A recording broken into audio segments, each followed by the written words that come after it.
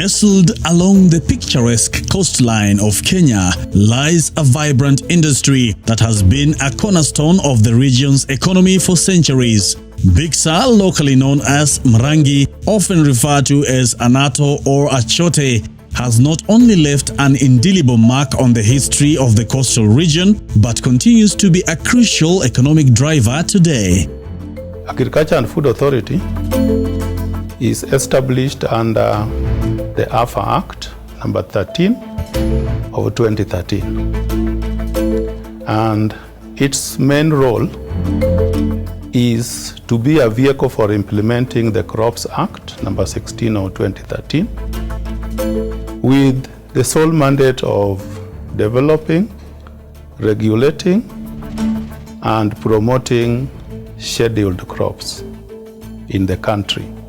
Now, scheduling of crops is important because when a crop is scheduled is when the government can set aside resources to develop it, to promote it, and to regulate it.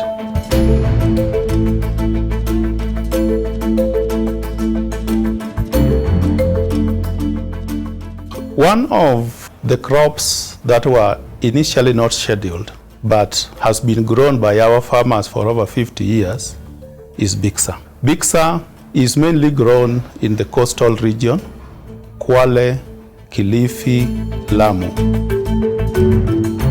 This product is mainly used for food color. Quite a number of institutions in this country import synthetic color, which is in most cases we see in yogurt. We see quite a number in all the hotels and the food that we are looking at being served in our hotels or our households. Quite a number of them are synthetic. This is natural food color, homegrown product. The history of Bixa production in Kenya dates back to the 16th century when Portuguese explorers introduced this tropical crop to the East African coast and commercialized in the 1970s. Derived from the seeds of the Bixa plant, the deep red dye extracted from the seeds quickly became a prized commodity in international trade. Known for its vibrant color and versatility, it found a wide range of applications.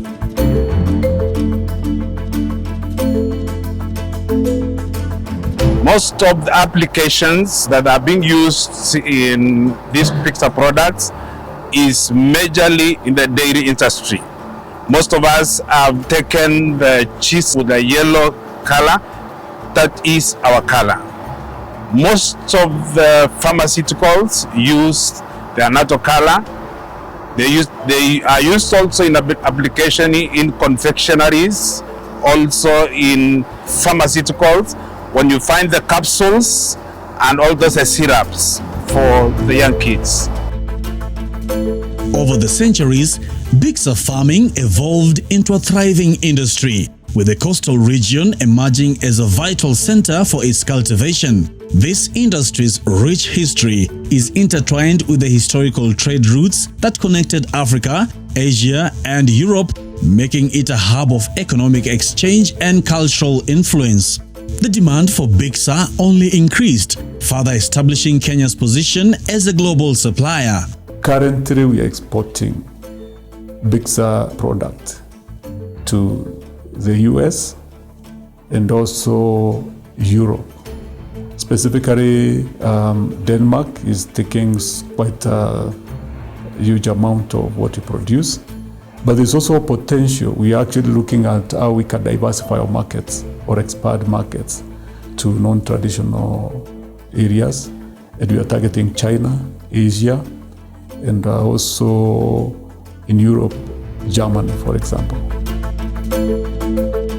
Bixa production remains a cornerstone of the coastal region's economy. The region's climate, soil conditions, and expertise in Bixa cultivation have made it a leading global producer. We are advising farmers to do a spacing of 5 meters by 5 meters, which will result per acre 160 trees per acre, and the production per tree.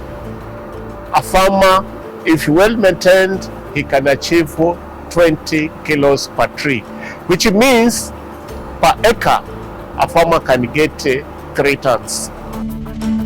The economic significance of Bixa farming is multifaceted, with several key contributions. Mmea huu ni muhimu sana hasa kwa kukidhi mahitaji ya nyumbani.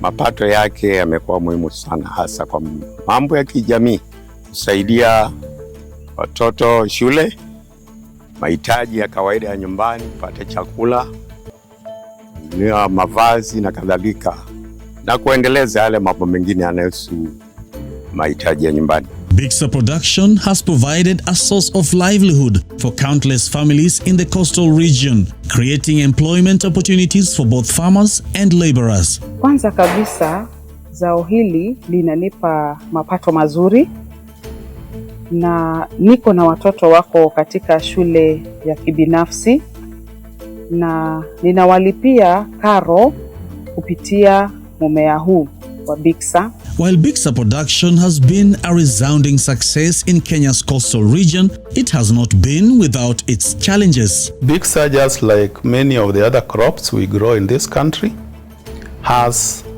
challenges. And some of the major challenges the Bixa crop has faced in this country, one is, given that it was not scheduled, no deliberate efforts were being undertaken to avail agronomic information on this crop. Bei zimekuwa zina changamoto sana, sababu nimepata potea, wakati mwingine upati zimeshuka chini kwa sababu ya hiyo hali ange kibadiliko, unakuta sehemu zingine zimezaa kuzaa. Kwa hivyo wakati hiyo rangi inakuwa collection inafanywa na wale wanunuzi, unakuta sehemu hii haikuchukuliwa, hiyo inaharibika, sehemu ile imechukuliwa, hiyo pengine wanapata. Kwa hivyo inakuwa ni kama mchezo huo wa aina hiyo. In response to these challenges, the Cabinet Secretary, Ministry of Agriculture and Livestock Development, declared Bixa as a scheduled crop in 2020 in order to develop, promote and regulate the production, processing and marketing of Bixa and Bixa products. But by 2017, I went there with a draft motion of the Bixa. Of course, in Parliament, you are assigned to some researchers who can actually guide you. I did the bill from 2018, 2019 up to 2020. You know, there are several stages. As I was pushing for the bill to be enacted in Parliament, I was also doing Bixa farming. That's how passionate I was. So I was able even to take some Bixa pods during the debate to Parliament to tell people this is what you are talking about. We were for the second reading where my colleagues, though they knew very little about Bixa, but since I kept talking to them, we hold kamkunjis, they were able to support, and it passed unanimously on the floor of the House. And from there, then the CS for Agriculture then was able to pick it up and gazette it as a scheduled crop. After the crop was scheduled in the year 2020, we embarked on a serious journey. We have draft crops Bixa regulations 2023, which actually at an advanced stage, which I would say we are now embarking next month to do a national validation workshop so that we can progress the regulations to be able to undo that gap. Hapa walipigia simu wataalamu wetu wa agriculture katika kaunti yetu, na wakati tulifika pale ndio tulianza kuzungumzia juu ya mashida haya yetu ambayo ni ya Bixa. So tulianza kutengeneza hizo sheria tukisema kwamba tunataka hivi, na safari ya pili pia tuliitwa na tukaenda wakatusomea yale mapendekezo tulikuwa tumetoa. So pale pa kurekebisha tukarekebisha.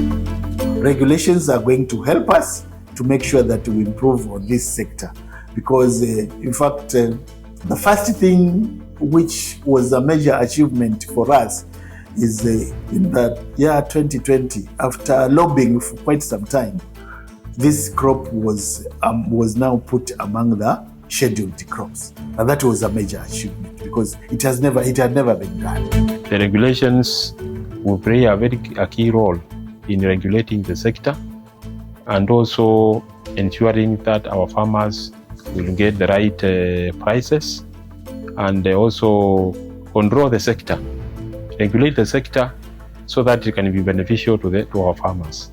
In an effort to enhance the productivity of Bixa production, the Agriculture and Food Authority, through the Miraa, Pyrethrum and other industrial crops directorate, has undertaken an initiative to standardize the processes involved in its production, processing and marketing. There has been a gap in terms of good agricultural practices, and there were gaps in terms of tools for farmers to use in terms of now getting the right knowledge and advice. And towards this end, we've been able to develop Bixa production handbook, which actually we are launching the coming month during the national validation workshop. And I believe this will go along towards giving the proper guidance to our stakeholders to properly develop the crop. Nimekuwa nikifanya ukulima huu bila kuwa na elimu fulani kuhusu zao hili, na kupitia kitabu hiki nitaweza kujua jinsi ya kupanda, jinsi ya kutunza ule mmea, yale madawa ambayo ninafaa kuyatumia, kwa sababu ni mmea ambao ni wa chakula, haufai kutumia dawa yoyote ile. With its new status as a scheduled crop, Bixa is poised to undergo significant transformation in the agricultural sector. Farmers, processors and researchers will work hand in hand to harness the full potential of Bixa. As a government, we are doing what we can to make sure that the product is available for producers or for manufacturers. We know there are new entrants into the market that want to process, they want to market these products. We want to assure them, as a government, promote this product by making sure the seeds are available, certified seeds are available. The farmers get to know that there is market and where is that market.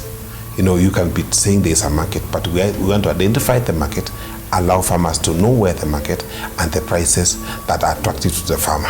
Every player is important in this value chain, and we need each other. There is no, if you remove one player, the chain will be broken. So we need all the stakeholders to come on board and support the value chain, the Bixa value chain, and they are equally important. All the aggregators, all the producers, all the processors, let's come on board and be able to support the value chain so that it will be a win-win situation for every player in the value chain of Bixa. We have enough land to expand our production. We have very hard-working farmers, and we believe soon and very soon we are going to outshine even our competitors. Kile ambacho kinastahili kwa sasa ni kuangazia mkulima aweze kupanda mmea wa Bixa, maana shirika la hapa limekuja kutuinua. Tuangalie Bixa tunapotoa shambani, tutoe na tutengeze iwe kamili, tuchakue vizuri, tuvune wakati unaofaa ili tuvutie soko. Maana soko ya siku hizi ni mashindano. Na ikiwa mali yetu itaenda nzuri, itakuwa na sifa. Sisi wenyewe tuilinde Bixa tukijua ni mali yetu na ni mmea ambao unaweza kutufaidi. So I want the farmers to know we are there for you, that we'll do anything possible to make sure this product, Bixa product, is marketed, promoted as a country, and will be regulating the same product to make sure that the product, the best get to the market so that it's sustainable. Further enhancing its role in global food and agriculture, this recognition serves as a catalyst to economic growth and enhanced livelihood of small-scale farmers and value chain players. The story of Bixa production in Kenya is one of resilience, adaptation and promise. As it continues to evolve and meet the challenges of the modern world, it remains a symbol of the coastal region's rich history and economic vitality, securing its place in the global market. Bixa ni rangi na ni rangi ya pesa.